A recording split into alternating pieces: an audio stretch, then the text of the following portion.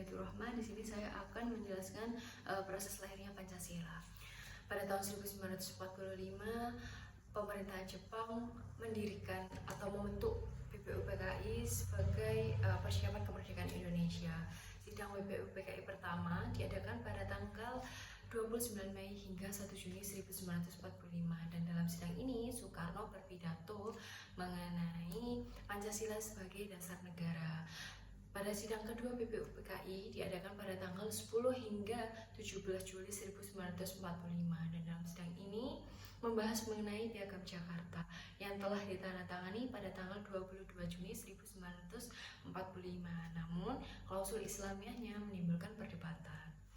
Selanjutnya, 17 Agustus 1945 dikumandangkanlah proklamasi kemerdekaan Indonesia, dan di tanggal 18 Agustus 1945 PPKI didirikan untuk menghentikan BPUPKI, dan dalam sidang ini Pancasila dan Undang-Undang Dasar 1945 ditetapkan sebagai dasar negara dan menghapus Piagam Jakarta sebagai naskah awal konstitusi dikarenakan klausul Islamiahnya menimbulkan perdebatan bagi kelompok non-muslim. Menurut saya peristiwa penting dari proses panjang ini adalah pada saat sidang BPUPKI pertama, di mana Soekarno mengenalkan Pancasila sebagai dasar negara, dan di mana Pancasila kami gunakan hingga saat ini.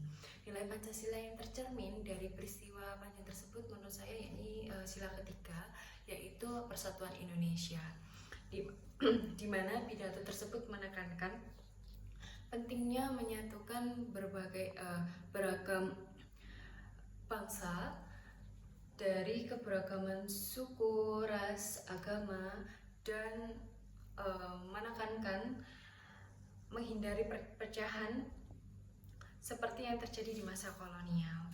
Lalu pelajaran yang dapat kita ambil dari peristiwa panjang ini adalah pentingnya dialog dan kompromi dalam membangun konsensus nasional, seperti yang tercermin oleh tokoh-tokoh BPUPKI mampu merumuskan dasar negara melalui musyawarah dan bukan konfrontasi.